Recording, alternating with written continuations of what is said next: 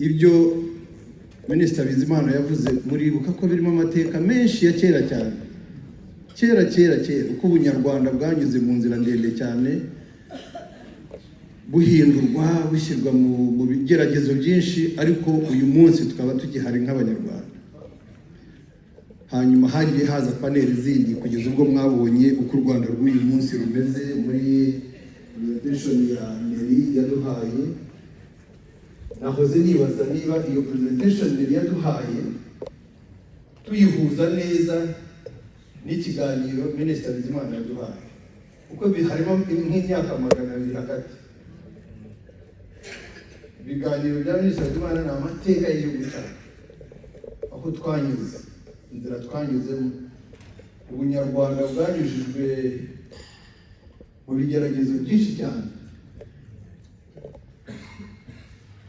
Buriya bunyarwanda uko yagiye busobanura uko abakoroni babwibasiye bakabwandikaho ibyo bashatse byose. Nabwo mbitekereza aha ngaha naho twicaranye ngatekereza ko, ariko ntabwo biri verified by anybody, ariko natekerezaga ko bashyaka muzabirebe mwebwe ba professor,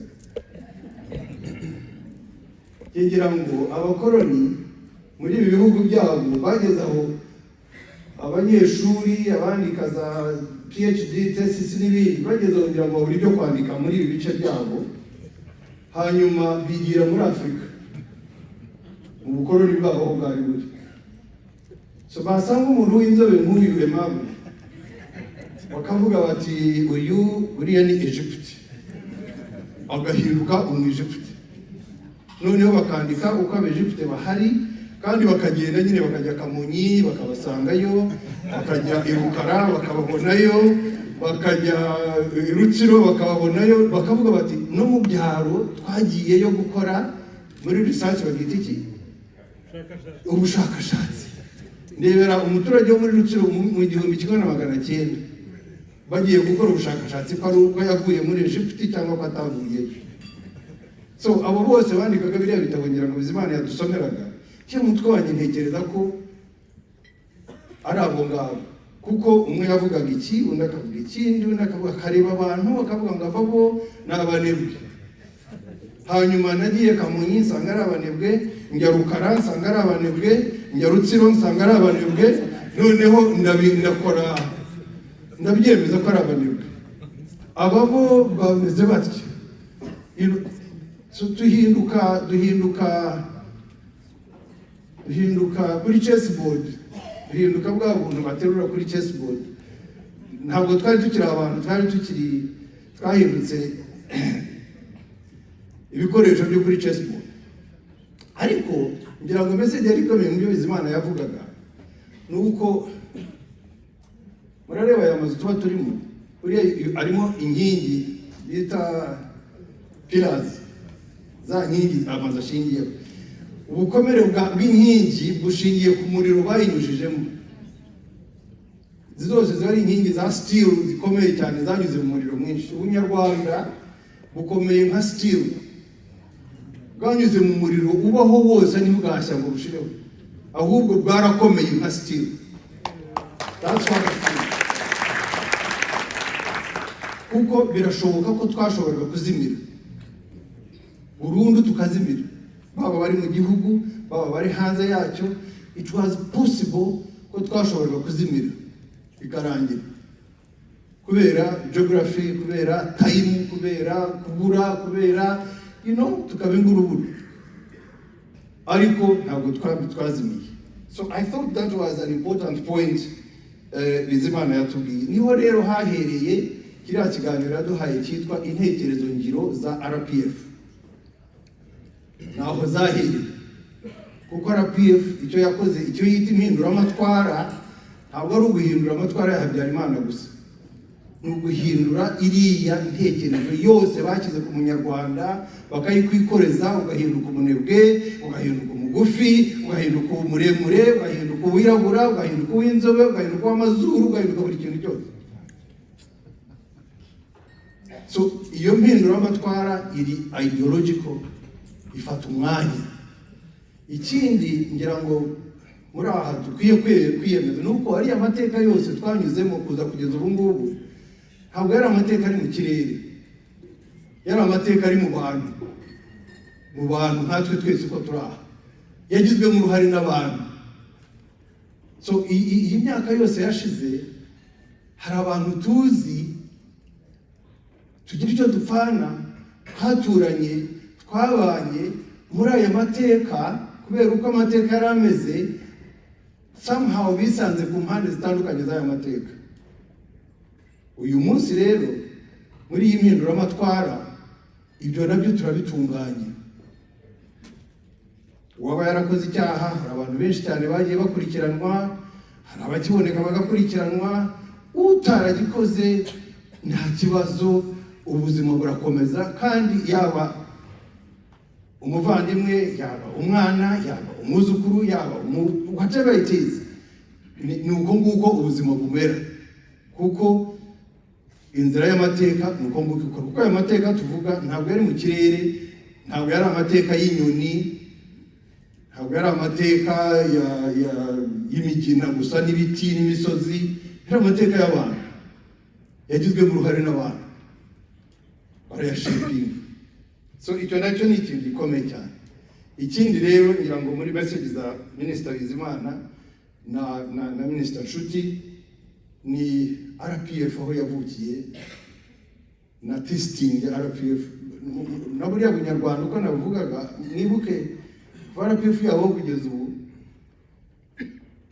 inyuze mu nzira ndende. Ariko murabona iki gikorwa turangije gukora none, iki ni igikorwa kavukire cya RPF.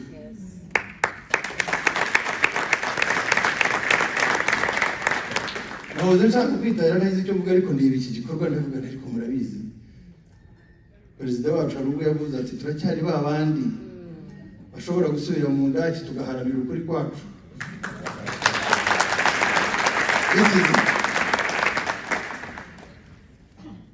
RPF inyuze mu bintu byinshi, inyuze mu myaka myinshi, ariko ikintu kiri consistent ni RPF.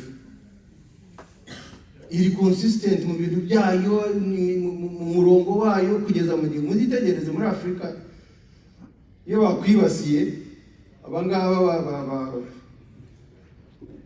barabyumva.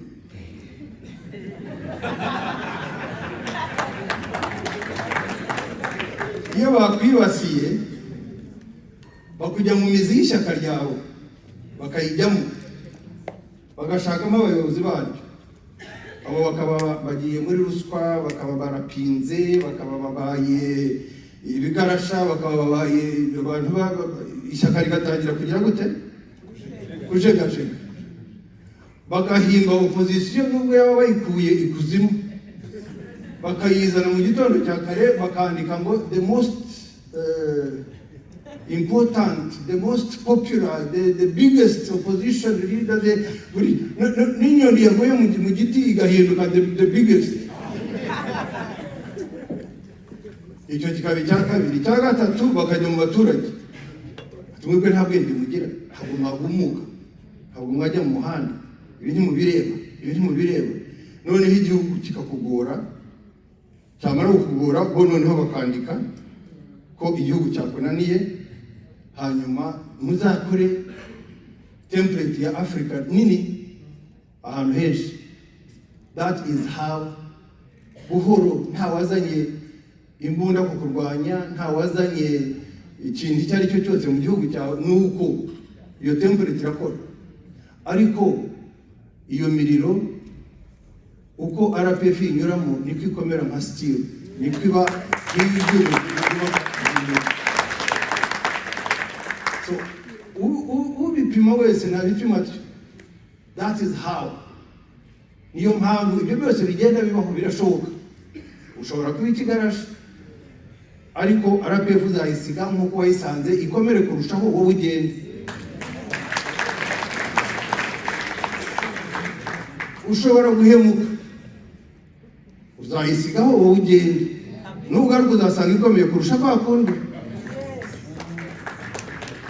Ushobora kujya mu mafuta yari yose, irakureba amaherezo ukagaruka ukavuga uti mumbabarire imiryango irikinguye uraza ukavuga uti mumbabarire narayemutse basi bicara aho ngaho tukurebe ugaruka. That is RPF. Icyo kintu rero tujye tukizirikana. Turi mu ishyaka risobanutse ngira ngo nari yararivuze aha ngaha sinshaka kubyongeraho cyane. Turi mu ishyaka risobanutse, turi muri famille isobanutse ikomeye tutapfa kunyeganyeza uko bishaka. Minisita Nshuti yarayipersonalije gato ayishyira no kuri Perezida wa Repubulika. Inzira yacu turimo aravuga ati ntabwo atari uko ari umuntu nk'abandi wavutse nk'uko abandi ariko ni umuntu udasanzwe. Urabyibuka icyo rero? History, amateka, once in a while atanga umuntu agahindura ibintu. Once in a while, that is history. Sibyo? Muzasanga Washington muri Amerika, muzasanga Churchill mu Bwongereza, muzasanga Cavour muri Italy, muzasanga Bismarck muri Germany, muzasanga Lee Kuan Yew muri Singapore, muzasanga President Kagame mu Rwanda.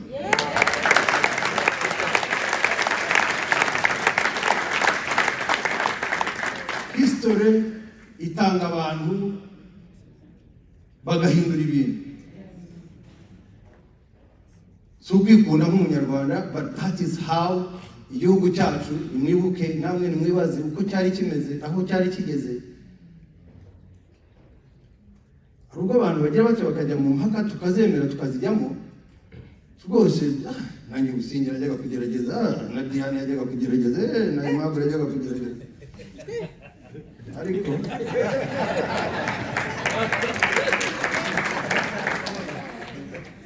bajyaga kuzimira. Niko kuri. But here we are. Here we are, reba ibintu byose uko twicaye aha ngaha.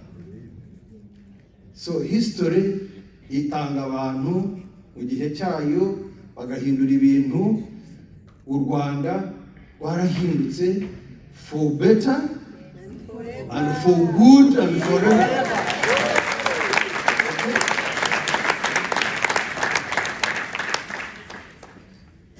So igihugu cyacu rero, Perezida wacu atuyoboye akigarurira ishema, akigarurira agaciro. Sinzi wabivuze aha ngaha kuri pano, atugarurira guhagarara tukatinyuka kuvuga ko turi Abanyarwanda. Abantu benshi barabitinyaga, bakubaza uwo uri, ukaba Umukongo, ukaba Umurundi, ukaba Umugande, ukaba Umutanzania, ukaba Umunyakenya, ukaba ibintu byose uretse kuba Umunyarwanda. Ubu ngubu waba Umunyarwanda ukarika ibindi byose. Ibyo rero ntabwo byikora, ariko birarindwa. Ntabwo byikoze ariko birarindwa. Inshingano yacu rero ni ukubirinda. Hano zindi zakoze ibintu byiza cyane. Hari pano ya branding y'u Rwanda, Ambassador Igor na Nelly. Branding irahera mu byo Bizimana yavuze. Buriya bintu badukoreye byo mu mateka, bakatwita abagushi, bakatwita abarebare, bakatwita abanebwe, bakatwita everything byo yatubwiye. Iriya yari branding. Sibyo? That was a brand. Urwo Rwanda rwaje kuva mu Rwanda rw'ibibazo, u Rwanda rw'amacakubiri, u Rwanda ruvangura abantu, u Rwanda rudatera imbere, u Rwanda rw'abanyacyaro, u Rwanda rutarimo ibitekerezo bijya kugana imbere, rukavamo jenoside yakorewe Abatutsi. Ni urwo Rwanda, n'iriya brand niko byakozwe. That was the brand. It took a long time, but it happened. Ibyo rero batubwiye, Igor yatubwiye ati ibyo turimo ubu nonaha ntabwo ari bishyashya, kuko urwo Rwanda rwagiye rwangirika, hari aho rwavuye ruri ruzima, niho twagerageje gusubira. Ibyo nari yatweretse aha ngaha, dore turi abambere muri iki, dore performance yacu muri economy, dore safety yacu, dore science and technology, dore company turayishyiraho amasaha 6, dore ibiki. Iyo niyo brand ituma twiyita Abanyarwanda ubu ngubu. ya yindi yatumye duhunga kuba abanyarwanda. Iyi ngiyi iyo yatweretse ejo iratuma tuvuga ngo turi abanyarwanda. Kubera iki? Bivuze ngo umunyarwanda babona muri abambere mu kintu, mukaba abambere mu kindi, mukaba abambere mu kindi. Byanavuze ngo turi abambere, tugiye kuvanaho sabiko kanza, ntawe utarayivanaho ku isi. Kuki ntawe umunyarwanda? Ariko bakubwiye ngo inzara, indwara, uburezi butagenda, ubujura, nta mutekano, wakongerwa umunyakenya, ukaba umugande, ukaba umurundi, ukaba umutanzaniya, ukaba umwongereza, ukaba buri kintu cyose, ugahunga ubunyarwanda. Ariko ubu ntabwo tubuhunga. So igombwa rero ko tuburinda. Politics z'impunzi kahise ntabwo nari nsanzwe muzi kuri social media nyibaho bitari cyane, ariko nyibaho. Ariko kahise namubonye Olivier, ndimo ndamushakisha, namubuze wa Olivier nabonye agomba kuba atari we, ariko ndabashaka. I want us to connect. Ziriya politics z'impunzi bazivugaga nkumva murabitara amasezerano u Rwanda rwacu rurimo, hanyuma hakagira abayarwanda abareba, sibo Rwanda, sibo bashaka kuza kureberera abo bantu. Nta na hamwe abarya, nta na hamwe. Ariko aho abarya bahavuze nabo hari ibyo bahomba gusa nta kindi. Kandi ikindi, brand y'u Rwanda, brand ya Afurika, tuzwiho kuba impunzi. Hanyuma ibihugu by'inaha bizwiho kutwakira no kutureberera no kudukunda no kutuzanira ibishyimbo mu Rwanda no kutuzanira n'ibyo tuzwiho. Ibyo rero iyo bivuyeho relationship irangirika, kuko hari abantu benshi cyane batunzwe n'iyo relationship. Irabatunze, bayita imfashanyo, bayita kugira neza, bayita ifite amazina asobanutse. Ariko iyo niyo relationship ituma twebwe twicara ahangaha nka RPF Inkotanyi tuvuga ngo iyi ntabwo yaba relationship ituranga, ntabwo yaturanga cyane buziraherezo. No, tugomba gukora ku buryo tuyivaho. Self reliance, mwabonye perezida wacu ari muri Singapore, mu byo yavuze umutekano, avuga n'ibindi, avuga self reliance. If you watched ejo n'ejo bundi social media, ubu niyo ntambara, sinshaka kwitindaho, irakomeye cyane. Make sure ko itatunanira, kuko ntabwo ari intambara idusaba byinshi, ntabwo idusaba byinshi. Kandi ngira ngo iradusaba ko tuba turi abantu autonomous people, groups z'abantu, ko tuba turi imbere. Hari aho usanga aba ambasaderi badashobora kujya imbere, ahubwo twakujya inyuma, wowe ukatujya imbere. Niba ari uko nguko bimeze, tujye tubikora. Izo content Mary yasabye ngo content tuzitange rwose, bagenzi banjye b'ambasada, content tuzitange. Nta mpamvu yo kuzicarana, nta mpamvu yo kuzicara, tuzitange hanyuma abantu bazikoresha.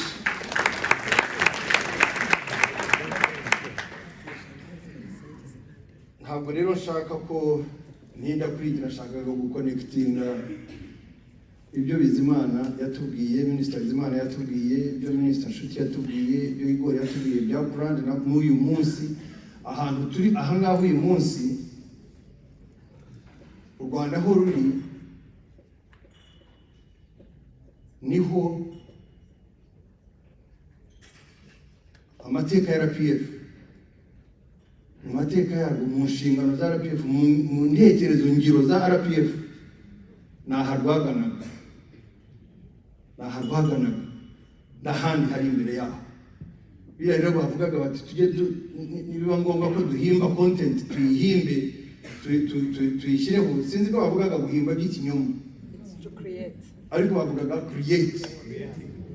Kera turi mu mashuri, iyo usomye amasitore ya abantu bitwaga aba exploreri n'abamisiyoneri n'aba philanthropist, ibihugu byavagamo abantu benshi baza muri Afurika. Icyo batatubwiraga nuko bazaga gushaka ubukire bwo kuzana ahangaha, kubika ahangaha, bakatwubakana imijyi. Iyi mijyi yose iyo usubije amaso inyuma usanga barayubatse badacuruza. iyo ndebye imyaka bayubakiye iyo isubiye inyuma usanga barayubatse badacuruza. Iyi mijyi ikomeye cyane igihe bayubakaga Burayi bacuruzaga amavuta y'agaciro, amabuye y'agaciro, bacuruzaga oil, bacuruzaga iki. Ntabwo nkireba mujye rero mwibaza icyo bacuruzaga, kuko iyi mijyi ntabwo yajyaga kuyubaka udacuruza, ntacyo winjiza. Ariko abo rero ba explorer n'abandi twajyaga mu mashuri mu class bakatwigisha ko batuzaniye Yesu Kristo, bakatuzanira umucyo. Nabaga muri korali turirimba jyana umucyo muri Afurika, murayibuka ndirimba abakristo, murayibuka jyana umucyo muri Afurika ngo genda umare mu mwijima. Iyo ndirimbo mwarayiririmbe, mujye muzibazaho, mujye mubyibazaho. N'izindi ndirimbo zimeze nk'izo batuzanira idini, ngo batuzanira kujijuka, batuzanira ngira ngo niba ari n'imiti. Bavugaga ibintu byinshi cyane, noneho banavumbura aho imigezi ihera, sibyo? Bahasanze abanyarwanda batuye aho, bahasanze abandi baturage bari aho, ngo ariko Busingye w'Umusuwisi niwe wavumbuye aho umugezi runaka uhera. Ariko bagasanga hari abantu b'abanyarukara batuye aho bavoma amazi aho hantu, bakavuga ngo ni wowe wavumbuye aho umugezi uhera. Umusozi bakawitirira izina ry'umwamikazi, hanyuma umugezi bakawitirira umuhungu we, hanyuma tugakura turi muri iyo shengenge ihora izengurutse ba sogokuru, izenguruka ba data, none igihe natwe kuzatuzenguruka twaranze. Ikiranga RPF ni ukugerageza kuva muri iyo shengenge, kuyivamo ideological. Ariko kuyivamo ideological, we need to get out of that thing, kuko now dufite ubwenge, we can see, we can read, we can understand, we can see, sibyo?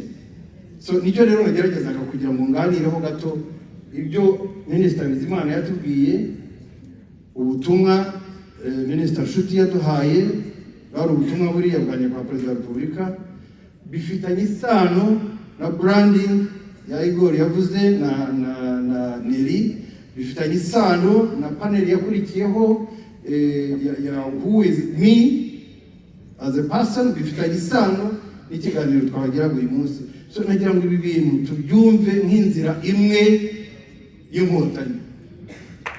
Okay? So thank you so much. Imana ibarinde.